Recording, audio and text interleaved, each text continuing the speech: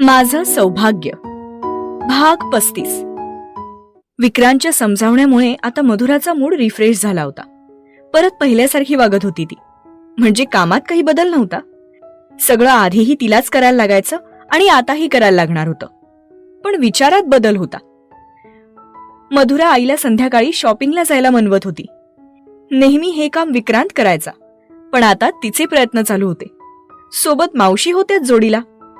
तिच्याकडे स्वतःच्या कमाईचे पैसे होते आता, म्हणून सगळ्यांसाठी काही ना काही घ्यायचं होतं. किती मस्त फिलिंग असते ना स्वकमाईने गिफ्ट द्यायची, छोटंसं का असे ना. आई संध्याकाळी शॉपिंगला जायचं होतं आणि नंतर मूवीला पण. सगळे जाऊयात ना, आपण एकत्र मूवीला गेलोच नाही आहोत कधी. काय स्पेशल आहे मधुरा शॉपिंग आणि मूवीसाठी? नीलदाचा बर्थडे आहे ना परवा, म्हणून त्यांना मला माझ्या पैशातून गिफ्ट द्यायचं होतं, योगा क्लासच्या पेमेंटमधून. चला ना. ठीक आहे जाऊ, पण कोणताही फालतू पिक्चर असेल तर मी नाही येणार. नाही, फॅमिली आहे. काय घ्यायचं ग मधुरा? मावशी म्हटल्या. मावशी, मला नीलदासाठी शर्ट्स घ्यायचे, हॉस्पिटलमध्ये लागतात ना, आणि आशू आणि ह्यांच्यासाठी टी शर्ट, आणि बाबांसाठी पण. बर, आणि आमच्यासाठी पर्स. आई, तुमची बॅग किती खराब झालीये, आणि मावशीसाठी आणि माझ्यासाठी कुर्तीज. इतके पैसे आहेत म्हणजे तुझ्याकडे? त्यांना तिचं कौतुक वाटत होतं. एवढी छोटीशी तिची कमाई, पण नीतिमत्ता चांगली होती. हो आई, मला काही खर्च करावा लागतच नाही ना, म्हणून सेव्हिंग होते.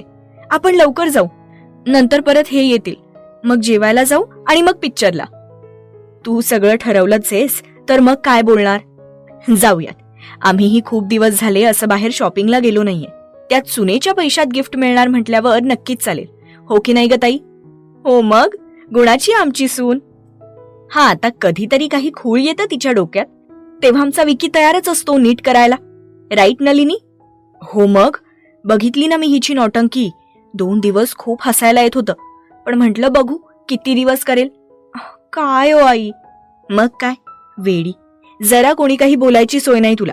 शेजारच्या बायकांचं काय मनावर घ्यायचं? आणि मी तर तुला रागावणारच, तो अधिकार आहे माझा. लहान आहेस तू अजून. या वयात मुलींना खूप समजून उमजून सांगावं लागतं, चांगलं वाईट. पण तू मुळातच हुशार आहेस, म्हणून मी जास्त बोलत नाही. हा, एखाद्या दिवशी रागावले तर काय बिघडलं? म्हणून काय साडी घालून भजन ऐकवशील का आम्हाला? काय हो आई, आता तुम्हीही खेचताय माझी. खेचत नाहीये, हे सांगतोय आम्ही. अजून इतक्या म्हाताऱ्या नाही झालोय.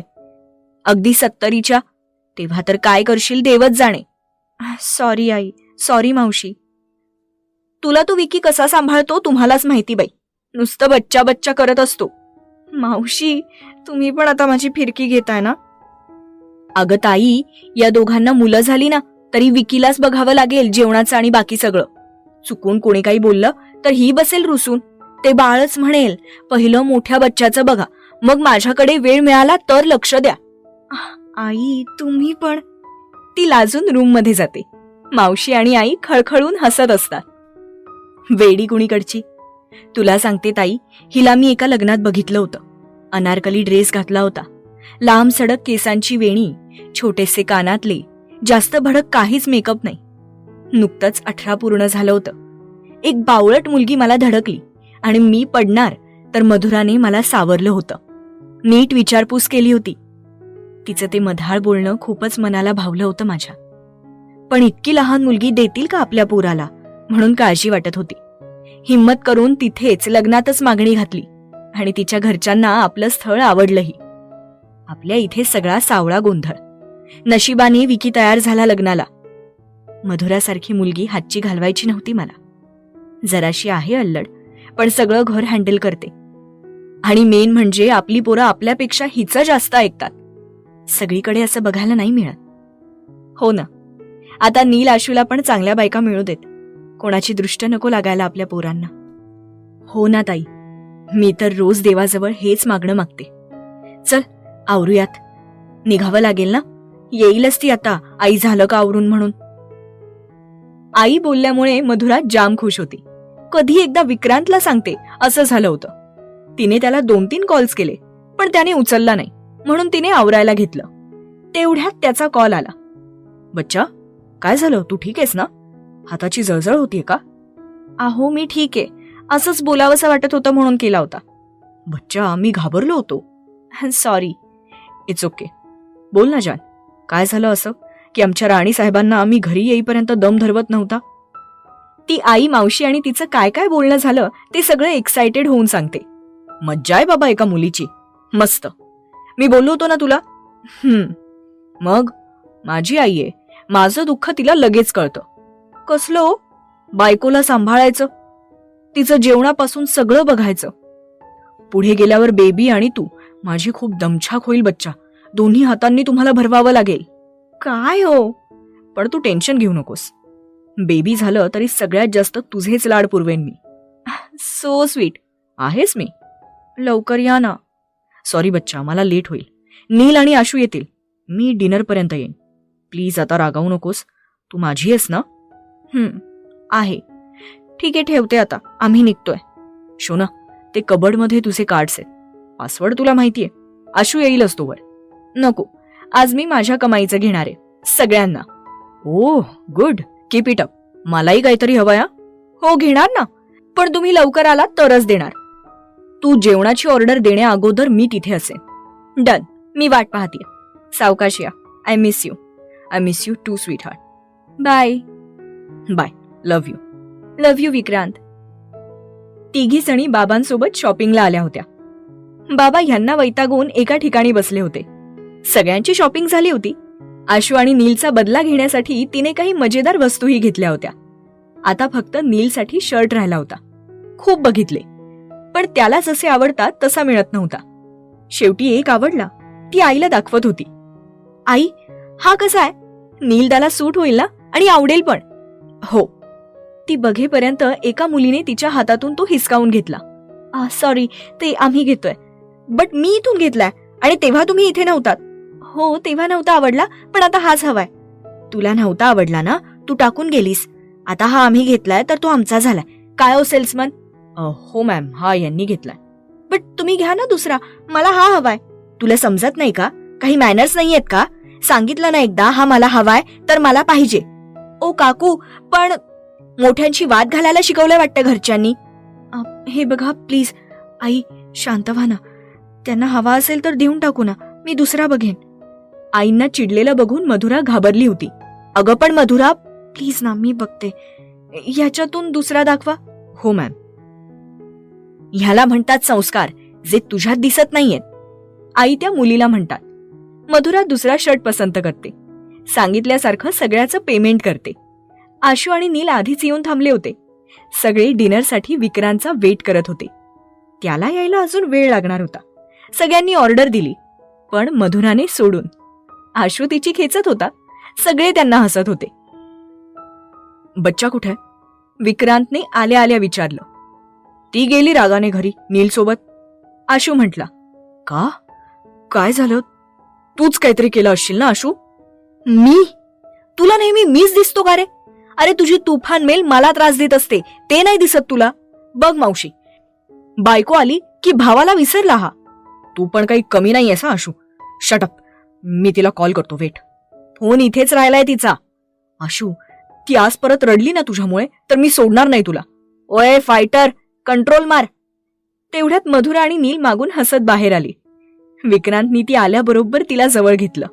सगळे समोर असल्याने तिला ओशाळल्यासारखं झालं आणि ती पटकन बाजूला झाली. ओय आशू, चल काढ 500 रुपये. मी म्हणलं ना, हे नेहमी माझीच बाजू घेतील.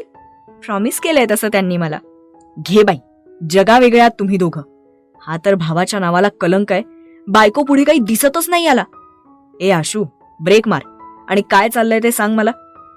अहो, मी अजून जेवण ऑर्डर नाही केलं, सो हे मला चिडवत होते. मी म्हणलं तर म्हणतात की विकी माझा भाऊ आहे, माझी बाजू पहिली घेईल. पण तुम्ही माझी बाजू घेतली म्हणून हे हरले. 500 रुपयाचं चॅलेंज लावलं होतं. चिडकी रडकी कुठली? आशू, अहो सांगा ना ह्याला. आशू, गप्प बस ना. Yes yes. कान तरसले होते माझे हे वाक्य ऐकण्यासाठी. 500 रुपये वसूल झाले माझे. आशू फुल एक्साइट होऊन म्हणतो. सगळे खूप हसत होते. हसत खेळत सगळे जेवण करत होते. शॉपिंगच्या भांडणाचा किस्सा सांगितला. आई कशा भांडत होत्या याची तिने ऍक्टिंगही करून दाखवली.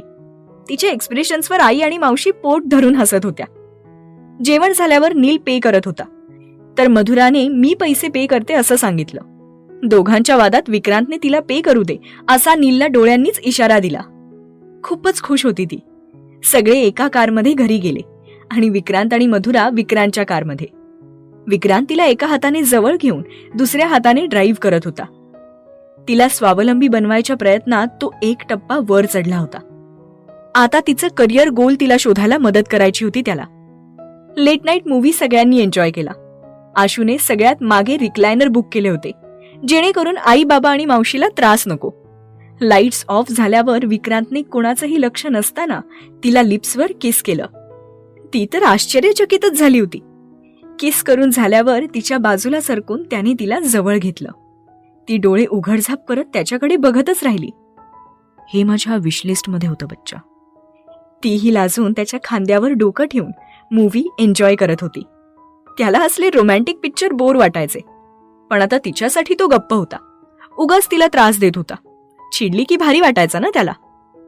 रात्री खूप उशीर झाला होता घरी यायला, म्हणून आज आईंनी दांडी मारली होती. सगळे अगदी उशिरापर्यंत झोपले होते. दुसऱ्या दिवशी सगळं आवरून मधुरा हॉस्पिटलमध्ये आली. आज रश्मी नीलला भेटायला आली होती. तिला नील सोबत काम करायचं होतं, म्हणून जॉब संदर्भात आली होती. मधुरा आणि नील काही डिस्कस करत होते. तेवढ्यात ती त्याच्या केबिनमध्ये आली. घरी नीलदा आणि आशू म्हणणारी मधुरा हॉस्पिटलमध्ये त्यांना सगळ्यांसारखं डॉक्टर म्हणूनच हाक मारायची. नीलला कोणीतरी भेटायला येतंय हे बघून ती निघतच होती, पण तिला नीलनेच थांबवून ठेवलं होतं. रश्मी येऊन बसली तरी तिने डोकं वर करूनही पाहिलं नाही. ती तिचं काम करत राहिली. हॅलो डॉक्टर नील. हाय डॉक्टर रश्मी, बोला काय काम काढलं? डॉक्टर मला तुमच्या हॉस्पिटलमध्ये जॉब पाहिजे. म्हणजे आहे तो जॉब पण ठीक आहे, पण मला तुमच्यासारख्या एक्सपिरियन्स डॉक्टरकडून शिकायचंय. पण आमचं हॉस्पिटल त्या हॉस्पिटलपेक्षा खूप छोटं आहे डॉक्टर रश्मी. मग का? हो, पण त्यात लहान मोठं असं काहीच नसतं ना. मला तुमच्यासोबत काम करण्याची संधी मिळत असेल तर तरी मला तुमचा पॉइंट व्हॅलिड वाटत नाहीये डॉक्टर. मला तुम्ही हवे आहात डॉक्टर नील, रश्मी मनातच म्हणाली. सर, मागच्या वेळी ऑपरेशनमध्ये तुमच्याकडून खूप काही शिकले मी, जे मी डॉक्टर जान्हवीकडून नाही शिकू शकत आहे. सो मला नाही करायचं आहे तिकडे जॉब. सॅलरीचं काही नाही, कमी असली तरी चालेल. जान्हवीचं नाव ऐकल्यावर मधुरा तिच्याकडे बघणार तोच बाहेरून ओरडण्याचा मोठा आवाज येऊ लागला, म्हणून नील आणि मधुरा बाहेर आले. तसा आशू ऑर्थो स्पेशालिस्ट होता. ऍक्सिडेंट केसेस भरपूर यायच्या, पण आजची केस बघून मधुराला धक्का बसला होता. एका प्रेग्नेंट बाईचा ऍक्सिडेंट झाला होता. तिला खूप लागलं होतं. दोघांचाही जीव धोक्यात होता. लगेच डिलिव्हरी करावी लागणार होती. तिला बघून मधुराला तिचं बाळ आठवलं आणि ती तिथेच हायपर झाली होती. नीलदा, माझं बाळ, बाळाला काही झालं तर? बाळ, विक्रांत? ती भरल्या डोळ्यांनी त्याला प्रश्न विचारत होती. आशूही तिथे आला. आज इतक्या महिन्यांनंतर तिला ते आठवलं होतं. नील आणि आशू दोघंही तिला त्याच्या केबिनमध्ये घेऊन गेले. रश्मी पण तिथेच होती. आशूने पटकन विक्रांतला हॉस्पिटलमध्ये बोलावून घेतलं. दोघं तिला समजावत होते, पण ती पॅनिक होत होती. नील सर्वतोपरी प्रयत्न करत होता तिला शांत करण्याचा, पण सगळं निष्फल होत होतं. नीलला ऑपरेशनला जायला उशीर होत होता. आशूने त्याला मी सांभाळतो असं सांगून जायला सांगितलं. हे बघ, काही नाही होणार त्या बाळाला, तू शांत हो प्लीज, बाळ सुखरूपच राहील. रश्मी तिला समजावत होती. बाळ जाईल मला सोडून, प्लीज त्याला वाचवा नीलदा, प्लीज. हो मधुरा, तू आधी शांत हो. बाळा प्लीज, तुझा दा आहे ना? हं नीलदा, मला विक्रांत पाहिजे. ती रडत तिथे चक्कर येऊन पडली. नीलचा पाय निघत नव्हता, पण त्याचंही कर्तव्य होतं. रश्मीही त्याच्यासोबत ओटीमध्ये गेली. आशू मधुराला उठवण्याचा प्रयत्न करत होता. थोडी हायपर झाल्यामुळे ती बेशुद्ध पडली होती. विक्रांत धावत पळतच हॉस्पिटलमध्ये पोहोचला. तिच्याकडे बघून अंगातून जीव बाहेर पडण्याचा फक्त बाकी राहिला होता. आशूही घाबरला होता. इथे ऑपरेशनमध्ये नीलही डिप्रेस्ड होता. रश्मी त्याला सपोर्ट करत होती. नील आणि रश्मीने ते ऑपरेशन सक्सेसफुल केलं होतं. बाळ आणि बाळाची आई दोघंही सुखरूप होते. तरी मधुरा शुद्धीत आली नव्हती. विक्रांत तिचा हात हातात घेऊन बसला होता. मनात असंख्य प्रश्नांनी काहूर माजवलं होतं. तिच्या निस्तेज चेहऱ्याकडे पाहत होता तो. नीलने येऊन त्याच्या खांद्यावर हात ठेवला. पापणी मिटल्या तसं पाणी तिच्या हातावर पडलं. तिने थोडी हालचाल केली, तेव्हा कुठे विक्रांतच्या जीवात जीव आला. तिने हाताची पकड घट्ट केली आणि डोळे किलकिले करत उघडले तर समोर विक्रांत होता. आशूने तिला उठून बसवलं. विकीने पटकन तिला मिठी मारली. शब्दही सुचत नव्हते की तिला काय कसं म्हणून समजवायचं. बराच वेळ तो तिच्या केसातून पाठीवर हात फिरवत होता. थोड्या वेळाने आशूने तिला ज्यूस दिला. बच्चा, बरं वाटतंय? विक्रांत, बाळ. तो नीलकडे पाहत होता. तेवढ्यात रश्मीने बोलायला सुरुवात केली. हाय मधुरा, कशी आहेस? मी रश्मी. हाय. बाळ एकदम ठीक आहे आता. नील रश्मीला थांबवण्याचा प्रयत्न करत होता, पण ती ऐकेल तर खरं. चल, तुला दाखवते. एकदम गोड अशी परी झालीये. तुझ्यासारखी गोरी गोरी, कापसासारखी. येतेस बघायला? विक्रांत, मला बघायची. चला ना. चल बच्चा. त्या नुकत्याच जन्माला आलेल्या बाळाला बघून ती आनंदित झाली. आपलं मूल या दुनियेत येऊ शकलं नाही, पण हा जीव तरी जगला याचा तिला जास्त आनंद होता. त्या बाईमध्ये ती वर्षापूर्वीची मधुरा बघत होती, जिने आपलं मूल गमावलं होतं. पण आज त्या बाळाला सुखरूप बघून तिची ती भीती मेली होती. तिने ते बाळ हातात घेतलं आणि विक्रांतला दाखवत होती. सगळे काहीतरी खाण्यासाठी कॅन्टीनमध्ये आले. रश्मी मधुरासोबत कंटिन्युअस गप्पा मारत होती. मगासचा किस्सा विसरून मधुराही मनमोकळेपणाने बोलत होती. सगळ्यांनी रश्मीला थँक्स म्हटलं. फॉर्मली ओळखही झाली. नीलदा, आपण यांना घेऊयात ना आपल्या हॉस्पिटलमध्ये, प्लीज. मी ऐकलंय मगासचं तुमचं बोलणं. ठीक आहे, तू ओनर आहेस, घेऊ शकतेस हा डिसिजन. खरंच नीलदा? आशू, तुला काय वाटतं? यांनी तुझ्या मनातून भीती गायब केली. असे डॉक्टर्स खूप कमी असतात, आणि जो कोणी तुला आवडेल त्याला आम्ही नकार देत नाही परिराणी. मला मान्य आहे. येस, तुम्ही आमचं हॉस्पिटल जॉईन करू शकता doctor Rashmi. Thanks Madhura, I am so glad. कधीपासून जॉईन करू? उद्यापासूनच. मधुरा, तिचा नोटीस पिरियड असेल तिथे. नाही डॉक्टर नील, मी करेन ऍडजस्ट. मी येईन उद्यापासून. आशू निघून गेला होता. रश्मी आणि नील बराच वेळ गप्पा मारत होते. मधुरा त्या दोघांना बघून ॲज अ कपल म्हणून त्यांचा विचार करत होती. विक्रांत मात्र त्याच्या बच्च्याकडेच बघत होता. नील आणि रश्मीच्या गप्पा काही संपत नव्हत्या, म्हणून विक्रांत मधुराला जबरदस्ती घरी घेऊन आला होता. संपूर्ण रस्त्यात ती रश्मीबद्दलच बोलत होती. तो तिला जवळ घेऊन शांतपणे ड्राईव्ह करत होता. आशूने घरी फोन करून झालेला सगळा प्रकार कळवला होता, म्हणून सगळे नॉर्मल बिहेव करत होते. तिला आराम देण्यासाठी आई आणि मावशी स्वयंपाक करत होत्या. नील रात्री हॉस्पिटलमध्येच थांबणार होता. आशू एकटाच घरी आला होता. मधुराने त्याला नेहमीसारखं पाणी दिलं, कॉफी दिली.